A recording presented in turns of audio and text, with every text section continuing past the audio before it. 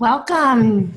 Tonight we're going to be talking about growing your own food with the Tower Garden, and I'm very excited to have you here tonight.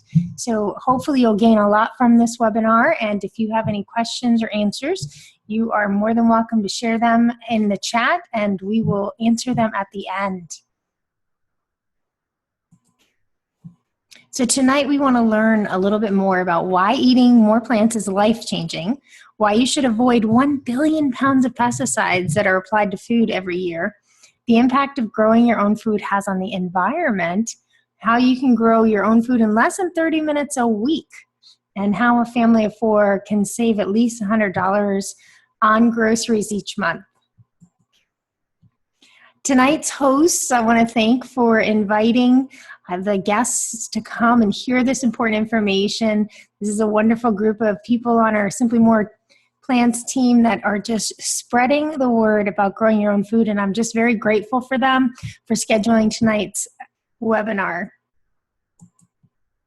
Who am I? Well, I am Maria Ripka. I'm going to be sharing with you tonight because of a journey and a health journey that I've personally gone on with my own family. I'm a mother of 2 girls, 15 and 12, wife to Bernie for 32 years. I'm the founder of Simply More Plants. We teach others to love more plants. Certified plant-based health coach. I'm a driveway farmer and a greenhouse owner. Former school teacher and principal. I used to teach 3rd grade, and I was a principal at an elementary school and then a high school. And a former restaurant worker, working since I was 12 years old, trying to put myself through school and college. So I just wanted you to know a little bit about who's sharing with you tonight, my background and where I'm coming from. So that's my who is she slide. So ask yourself, what would it mean to you to be able to walk outside your front door and have fresh greens, herbs, and veggies? And as you'll see tonight, you may not even have to walk outside your front door. You can actually walk right into your kitchen or your living room. But what would that mean to you? Just to not have to go to the grocery store, not have to worry about what's being sold there, but just to be able to have that right at your fingertips. Years ago, I didn't know what that meant to me. I was used to eating hamburgers and French fries. Working at a restaurant since I was little, they would say, "What do you want for dinner?" And I would just hamburger and French fries. I mean, that literally was almost every night. There might have been another once in a while where I had a meatloaf or something, but it was just never healthy, nutritious foods. And I didn't understand the idea that eating these poor choices had on my health until later. If I had known years ago what I know now, I would have started to eat more of this. I would have had the fresh greens, and I would have had that for myself and my family earlier than I did. And it would save us a lot of headache and frustration. These are some things that have occurred to us in our past. This is my husband's cholesterol report. He was actually on Lipitor and Coumadin, and he was on Lipitor during this blood test where he was still at 234 for his cholesterol. The Coumadin was for the thick blood issues that he had, and he was a mess. I was a mess too. Our bad habits caught up with us. I was diagnosed with scleroderma, which is a very scary autoimmune disease. The doctors said I had significant lung involvement. They wanted me to go on prednisone and oxygen and told me I'd have 4 to 6 years until I would decline. Very scary times for us. My beautiful daughter, Kaylee, she had recurring allergic reactions, asthma, severe canker sore. This is one picture of her having a reaction to something. Her body just was not healthy. And our little sweet Janelle, who followed in her big sister's footsteps with breathing treatments because she had repeated bouts of bronchitis. She would need to use this breathing machine 3 to 4 times a day to reduce the inflammation in her lungs. And I just, looking back at these pictures, I think, wow, if I had known then what I know now, this childhood for them would have been so different. The power of plants is what we started to learn. I learned this because you get a diagnosis like you have 4 to 6 years, you get kind of scared. And I just started to dive into understanding about what to do to change our path. I learned more about the power of plants in that journey, and that it was the answer to disease prevention. And if I had changed some of the things we were doing, our situations wouldn't progress. And that was my hope at the time. Now that I look back, I think, wow, I was only hoping for it not to progress. And really, it's kind of reversed. So, and I'll share those results with you a little bit later. But now that I've become a certified health coach and finally understand what we had been missing all those years was the phytonutrients in plants. See, when we don't eat whole food, we miss out on thousands and thousands of things called phytonutrients that God intended for us to eat and to help our body. And I love this quote from Dr. Carol Watson. Your body is not deficient in Advil if you have a headache. Your body is not deficient in Lipitor if you have high cholesterol. It has been weakened by processed foods and chemicals. Our bodies are not deficient of medication. They are deficient of whole food. And that became kind of our motto. We started to eat a lot of plants, fresh raw fruits and vegetables, and we realized that we were experiencing some great conditions, and we remind ourselves now that every time we eat or drink, we're either feeding disease or we're fighting it. And we're not perfect, but we do have 90% of our diet coming from plants. And this is just some of the results that have been proven. When you eat more fruits and vegetables in your diet, you're going to have some positive benefits. Unfortunately, we can't get enough fruits and vegetables. Long ago it said that 5 a day was enough. Then it turned to more matters. And now it's half your plate. And the reason is that we cannot get enough nutrients from what we used to get. This is what we would have to eat in oranges to get the same nutrients that we would have gotten in one orange 50 years ago. The way that the produce is grown and shipped to our stores, we have to eat so much more. And that's why a lot of people are getting sicker. And we have to be conscious of that, because we think we're doing well when we eat 1 or 2 things, but we're not. It's really half our plate. Every single meal should be fruits and vegetables. And then when we do eat them, we have to think about what actually is added to those beautiful fruits and vegetables to keep them growing, and in the form of pesticides. This is a list of the environmental working groups kind of warning to shoppers that these are the top 12 produce items that carry the largest pesticide load. Every year they send out this dirty dozen, and it kind of just makes people aware that if you're going to buy these fruits and vegetables, to buy them organic, so that you don't have such a pesticide load.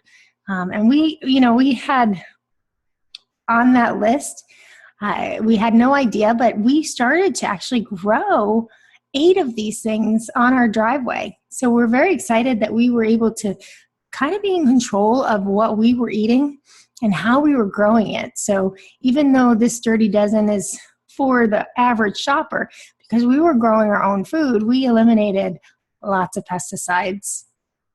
And this is important for not only us, but our future generations as well. This number is pretty powerful because it's not my age, but it's the average number of pesticides found on Americans' bodies when tested. They studied newborn babies even and found not only pesticides, but nearly 300 toxic chemicals, which have been known to cause cancer in humans, toxic to the brain and nervous system, and birth defects. So when we think about newborn babies, they should be fresh, but because of the way the mother eats or takes in food, we're passing that along to the newborn babies. That's the average number, but here are some specific numbers. 54 were found on spinach, 64 pesticides found on celery, 68 found on cilantro. These are some startling, scary numbers when you think that there's that many different chemicals on our food supply. We thought you could wash them off, but we learned that pesticides used today are systemic, meaning they are taken up by the roots and distributed throughout the plant while it's growing. So you can't really wash off the pesticides. You might be able to clean off a little bit of the residue from different pesticides, but not everything. We also thought that our country would protect us by making sure farmers grew safely, but then we learned that our country takes an innocent until proven guilty approach, and sometimes it might take decades to prove and reach a verdict. Autism is a good example of a rise in a condition that we don't really have a lot of answers for. In 1970, there was only about 1 in 10,000 children that had the disorder. At the turn of the century, it was 1 in 150. And currently, 1 in 68 children born have a form of the disorder.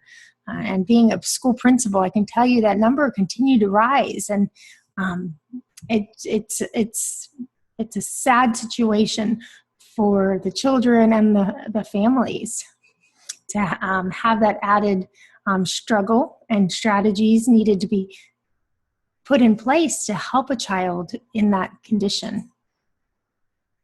And Dr. Seffner, she says that she has looked at the chemical glyphosate, and she studied glyphosate found in Roundup for years, and she's predicted 90% of the soy and corn grown, most of all processed foods have some type of corn in it, are using glyphosate to be able to grow that crop.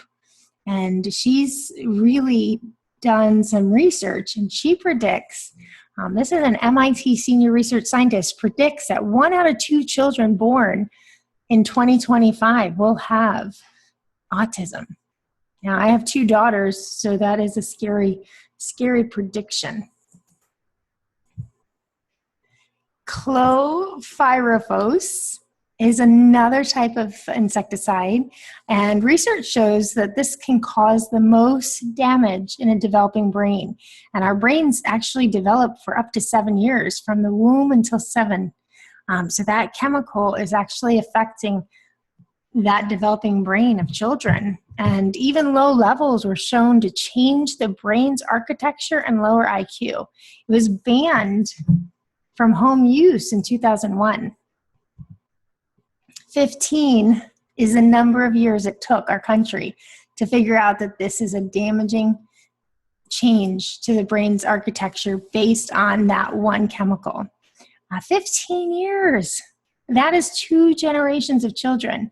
The Ninth Circuit Court, in its ruling about this pesticide, said the 15-year delay was a horrific delay.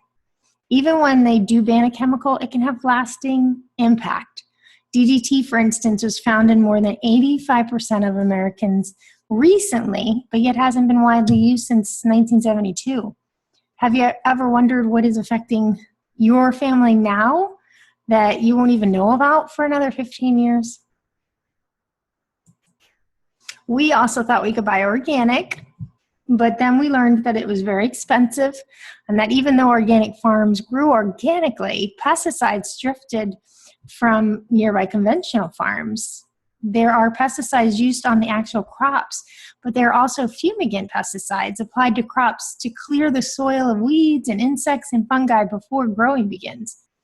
These chemicals are injected into the soil and covered with a tarp for days to help minimize what gets in the air, but still monitoring shows the fumigants are drifting long distances, so may not be in the actual soil, but can be found in organic crops, but that's not tested. To be labeled organic, a farm has to use organic practices in the soil. So it's really only the farm that's soil is tested that can be labeled organic. It's not the farm next door or the other farm that might have some pesticides in the air that lands on their crops. All this should cause alarm in you. I don't mean to scare you, but I want you to be thinking more consciously. And for us to answer this concern, we have to think differently. This is another scary slide from a situation that happened in the past year or so. 384 people fell ill from organic cilantro. So again, we're thinking, we're paying a little extra for the organic cilantro so that we can make sure we don't have any chemicals, but yet people were getting sick from it. And when they sent investigators to look at the farms, they found human feces and toilet paper in the growing fields and realized that they were just terrible conditions. So here we paid a little extra for that peace of mind, and that is not what we got. So we have to think that it's not always going to be the answer. At the land at Epcot, though, Chief Horticulturist Tim Blank, he was growing food on towers that I'm sure if you've gone through the land at Epcot, you kind of had your eyes like, wow, those are so cool. And these are a solution to some of the problems that I've just talked about. Because when you can grow your own food, you're in control of what's happening. And he actually worked with NASA for years to create the earth and sea minerals that's used in the nutrients for the water and the plants. And you can grow such nutritious foods. Tim Blank inspired larger farms through his Future Growing Company. This is Chicago O'Hare Airport, where they use the food for some of the restaurants in the airport. Their newest indoor farm was at the Orange Convention Center, where 100 towers are now growing food for the convention center. This is the greenhouse in Central Florida. It supplies foods for restaurants and hotels. The Bell Book and Candle. I love this picture. This is a rooftop in New York City, growing amazing greens for the restaurant below. This is Living Towers in Eustis, Florida. Water Me Green, it's a candy shop in Jacksonville, Florida, beautiful candy shop. They actually grow on the towers as well. There's some beautiful towers on the porch, and they use the greens for the restaurant that they have on property. The Denver Botanical Garden, if you look at the plate up on top, that plant is so live and fresh. It's still growing, literally. That is called rockwool. The stems are coming out of a rockwool, and that's what we start in the tower garden, a seed in the rockwool, and it goes from seed to beautiful plant. Tim Blank merged with the Juice Plus company so that the average homeowner can grow on their driveway, screen porch, living room. The tower garden is a solution for the average person to grow their own food. It uses 90% less water, 90% less space. There's no dirt. And we as a family found that we've saved about $100 a month in produce because of the ability to grow our own food on the towers. This is my husband, Bernie, with our very first tower. We thought we were so successful because we had something growing. And then we realized that even as black thumb gardeners, that we could grow so wonderful. We have lettuces and thyme and celery and chives and basil on this tower. Then we put one inside so we could have food a few feet from our kitchen. We wanted to see how well it would do, so we put the grow light kit that's available. We added that on to our tower to see how it would go. We just started to see such a difference in the nutrition and the taste of the produce. This is a tower-grown celery, one of the most favorite produces I love to grow on the tower, compared to store-bought. You could see the difference in color, but if you taste it, it's so different. And there's all the beautiful celery. I just love this picture. And this is our kale tower. We actually ate off of that kale tower for almost 9 months. We would just keep taking leaves off of it. The Swiss chard can do the same thing, just take leaves off of it. It continues to grow back. You can harvest a whole head of lettuce, or you can harvest leaves of the lettuce. But either way, it continues to supply for you if you take minimal care of it. This is an example of what I could have bought at the grocery store for kale. $3.99 for like 5 leaves that really look kind of decrepit there. But I didn't do that. I didn't buy that because I had my own kale and I knew where it came from and it was supplying me with great greens. Here's some other crops. Cucumber, love growing cucumbers, you know, no wax, beautiful, beautiful taste. Spinach, green beans, tomatoes, peppers, some herbs, celery. You know, how many of you would like to start saving money by growing your own food? I'm going to share with you later how to do that, but I want you to just think for a second. You know, if you actually did grow your own food, not only are you preventing your family from having the added pesticides, but it's like printing your own money because you, over time, will be able to grow enough food that it's paying you back for the investment in the tower. So I promised I'd share with you, you know, where we came in our journey, and our results from eating more plants couldn't have been anything better. We are doing great. Bernie, his cholesterol went from 234 to 188. He's on no more medicines, no Lipitor, no Coumadin flowing through his body. They say Coumadin is rat poison. You know, to think my husband could have been on that all his life if we hadn't changed our ways. I never used medicines. You know, when I first got the diagnosis, I went right into research mode and I realized that medicines were only going to cause more issues. I didn't take the oxygen like they suggested, and 8 years later, I'm healthier than ever. I mean, we still have our moments and we indulge, but most of the time we are eating plants and we're doing the right things for our bodies.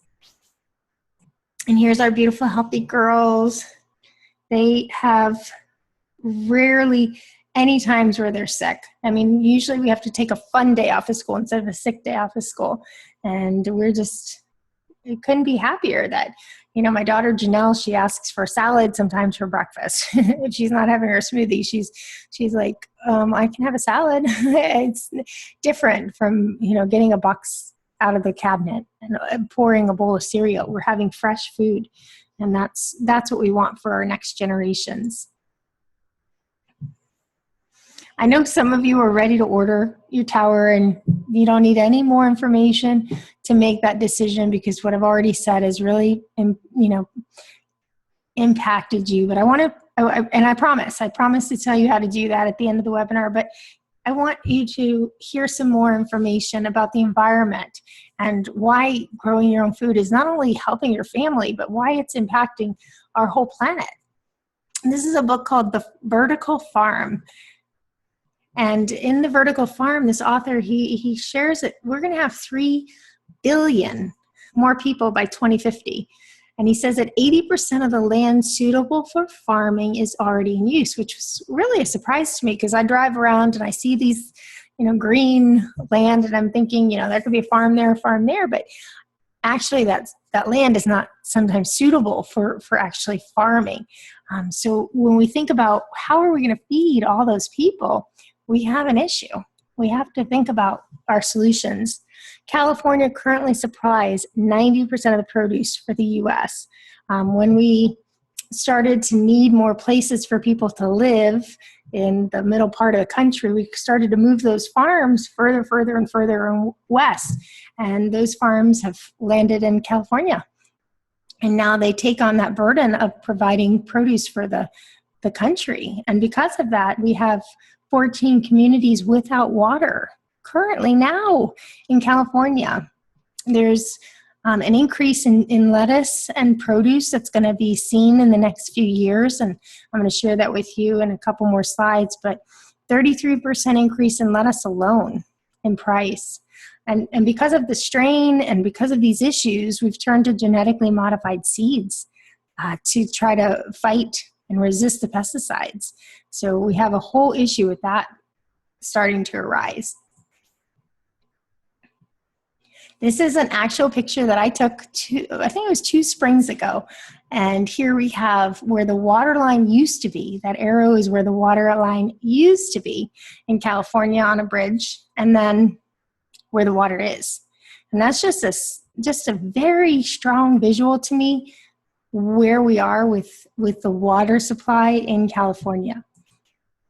And because we have so much of our produce coming from California, think about how that's going to impact us price-wise, supply-wise. These produce is just a small sample of some produce that will be affected. And I know carrots, strawberries, olives, I mean, there's not a meal I don't use garlic for. If we have a supply issue with those produce or even a price issue, over time we're going to have some concerns. This is done by the Arizona State University, where they are projecting how the California drought is actually going to affect the price of fresh fruits and vegetables. Lettuce, 34% in price. Peppers, 17%. These, you know, when you think about 34%, what does that actually look like? Well, a bag of lettuce, unless you get it on sale, is about $3.99. You put 34% on there, you're paying $5.34, $5.50 for a bag of lettuce. We loved that one tower we had on our driveway. We realized that we could grow food without pesticides, and then we understood that we were going to start saving money because of the potential increase in prices that we were going to see and that we heard were being predicted, and also what we were already seeing in the grocery store.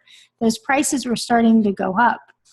So we ended up adding more towers, and now we have actually teach people about growing food. And this is Ripka Family Gardens. We do have a Facebook page that you could like, so you could learn about our journey as we continue to share and teach about growing food. We can help homeowners, schools, restaurants, community organizations get started. This is a preschool that uses several towers to grow their fruits and vegetables for the kids. Harvest Day camps, where we teach children why it's important to grow their own food. Since the towers only take up 4 feet of space, we can use the grow lights and put them in classrooms. We can put them anywhere. We're growing in crowded classrooms, the Boys and Girls Clubs, community centers.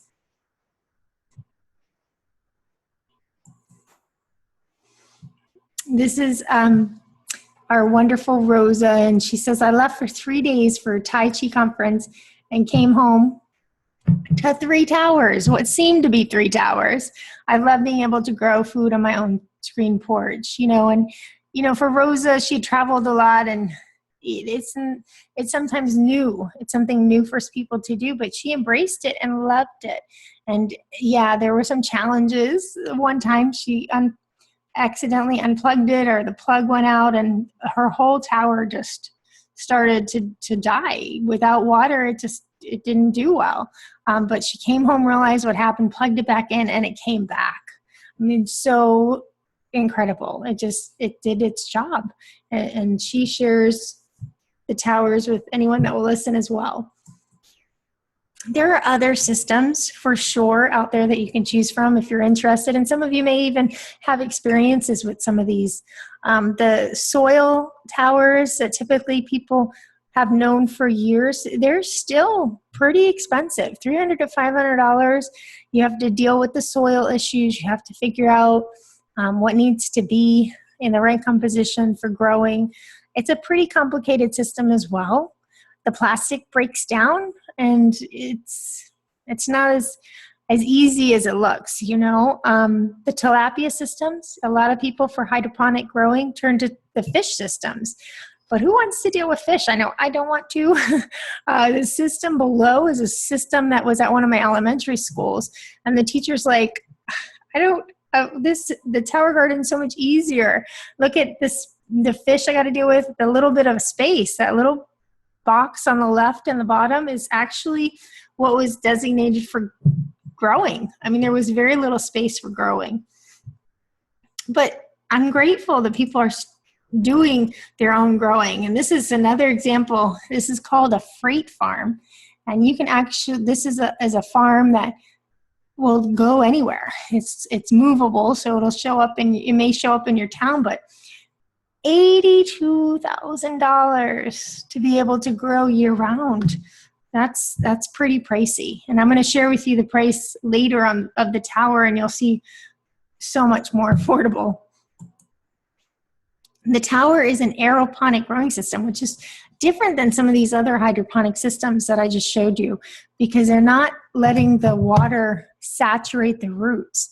The aeroponic system will actually set itself on a timer. The pump in the base in the picture on the left will, on the timer, go on every 15 minutes and then be off every 15 minutes.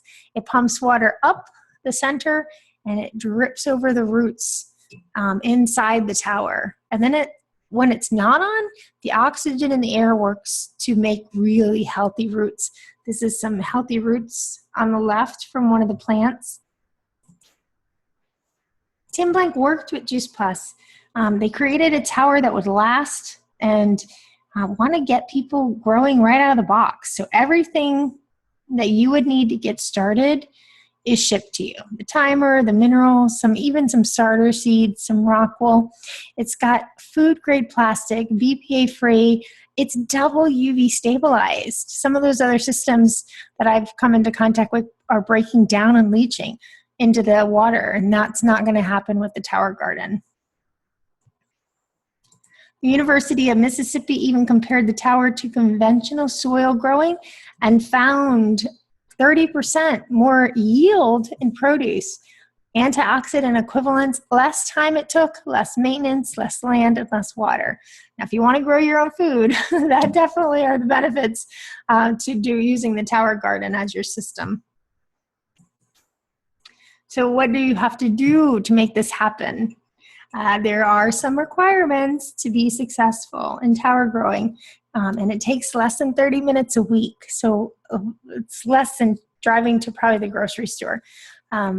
Every day, we recommend to take about 5 minutes and do what we call a tower walk. Just, admire your plants, walk the tower. Look for any issues that might be there with maybe a caterpillar that's trying to eat some of your plant, or something that you might have to do for some bug control. But if you take about 5 minutes every day just to walk your tower, you're going to really take care and prevent any bigger issues from happening. Every week, you have to check the pH and add water and minerals to the base of the tower. It takes about 20 minutes to do that tops. You may have to replant new seedlings. If you have taken a whole head of lettuce out because you wanted to harvest the whole head, then you replace the rock wool with a new seed and then harvest it. What's the point of growing all this beautiful produce if you don't harvest and eat it? So that takes about 20 minutes a week. And we recommend at least once a year to deep clean the tower. It's easy to take apart and to just really wash it well and put it back together, refresh the water. And that takes, maybe 60 minutes. So what do you think at this point? Do you think you might be interested in growing your own food? If yes, type that in the chat for me. I'd love to see what you think about that.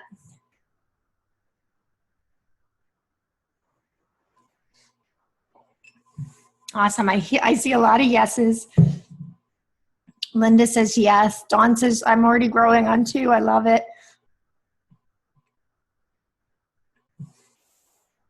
Annette says yes. Wonderful.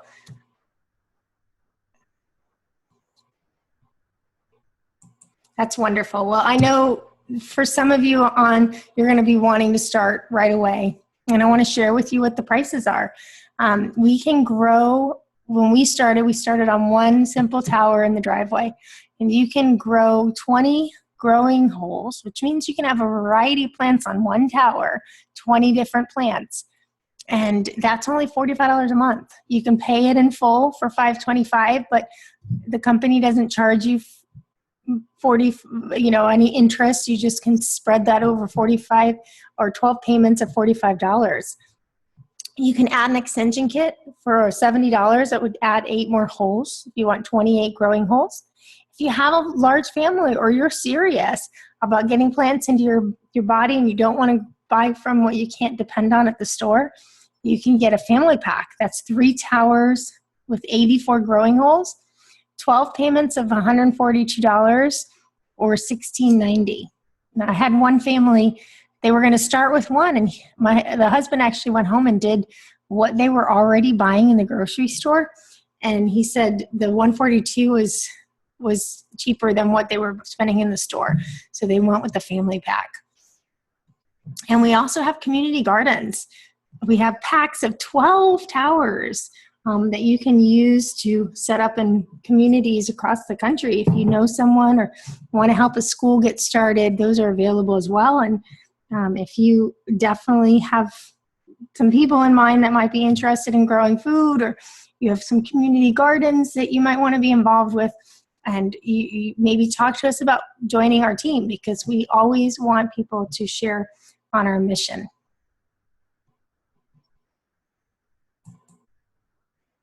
All right, so we're going to have some question and answer time. So in the chat,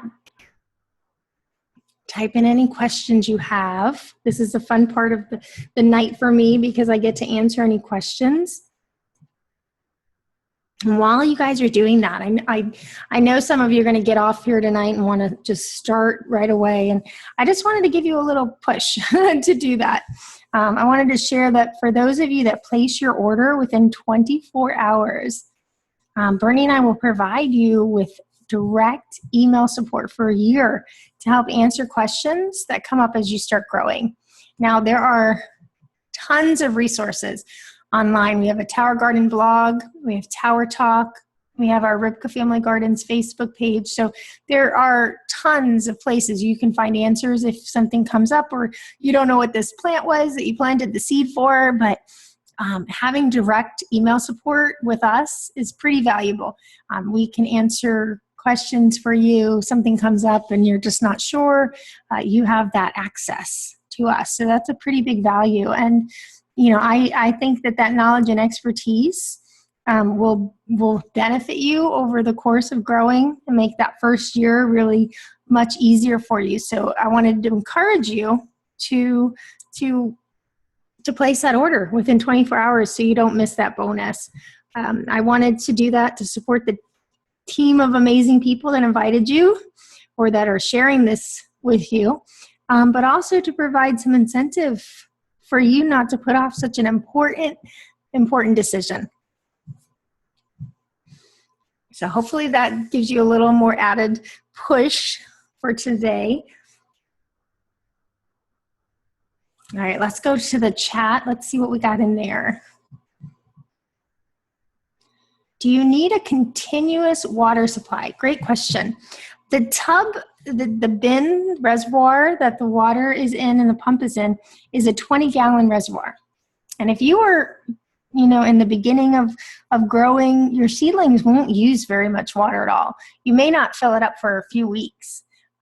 If it gets where the plants are more mature, or it's very hot and the water is evaporating, you're going to need to fill it up. And that's why part of the weekly time is check the water, add water and nutrients. So it doesn't need a continuous water supply, but it needs to be close to a hose where you can fill it. And when you fill it, you add nutrients. It's a very simple process. It comes with a book that explains all of that as well. But yeah, you're going to need to fill it with water at least once or twice a week once the plants start to mature. There is a water fill kit that you can install. You can buy it on Amazon, about $20. And you can install it where you hook it up to the hose and it will automatically fill, kind of like the way your toilet bowl sensors water going up and down. It will do the same. So you can install that very easily and put that on your tower so you never have to worry about filling the water. Especially good for those that travel a lot. And then you just have to check nutrients and make sure your nutrient levels are good. So that's a great question. Doesn't need a continuous water supply. You can go out with a gallon jug of water and do that every day if you wanted to.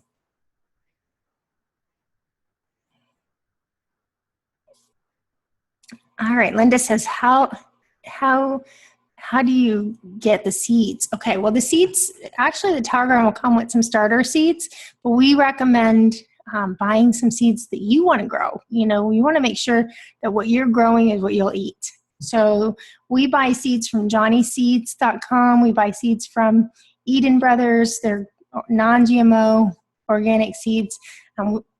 We've had great luck, and we recommend just buying the seeds that you're going to eat and using those. Now, if you live locally in Spring Hill, we grow seedlings for sale, but there are other places, ATL Urban Farms in Georgia, that will ship seedlings, and that means actual seeds that have germinated and are ready to go in the tower.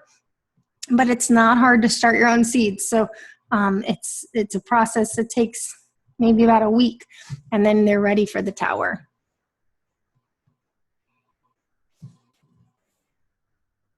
All right, so let's see. Any more questions? Yeah, yes, bug control. I did mention that there are bugs. We have to stay on top of them. If your nutrients and your water and your pH is right, if you're doing the work with that, the little bit of work each week, making sure that those are correct, your plants are going to be really healthy, and you're not going to have some less resistance. It's the same as our bodies. If we're taking care of ourselves, our bodies are stronger, and we're going to be able to fight things off. Well, the plants are no different. If you're doing the right things and making sure that it has water and nutrients, which is a simple process to do, but if you don't do it, your plants become weaker and they become more resistant or more susceptible to bugs. So doing your tower walk and making sure if you see a caterpillar, you take them off. If you see some leaf miners, they're little insects that will put little lines in a couple of leaves. You just pull those leaves off. There are some organic sprays that we use. We use Bronner's peppermint soap. We use neem oil. If we have a caterpillar issue where we're seeing a lot of eggs or caterpillars, we will spray with Thuricide. These are some organic sprays that help take care of the bug issues. But yeah, there's bugs. That's why we have the average of 29 pesticides on our food crops, because they're everywhere. And we have to, in order to keep our food and not being affected by that, we have to stay on top of it. But the tower, because you can see the tower, because it's at your eye level, it is so much easier to do bug control. In the ground, it's not as easy. You're not going to see it usually till it's too late or the crop has been eaten. But if you're doing your tower walk each day, you're going to catch anything that's happening, and you're going to prevent it from either spreading or causing any other chaos. So yeah, there are bugs, but there are some simple ways to take care of them. And if you're doing your tower walk, that's the best way.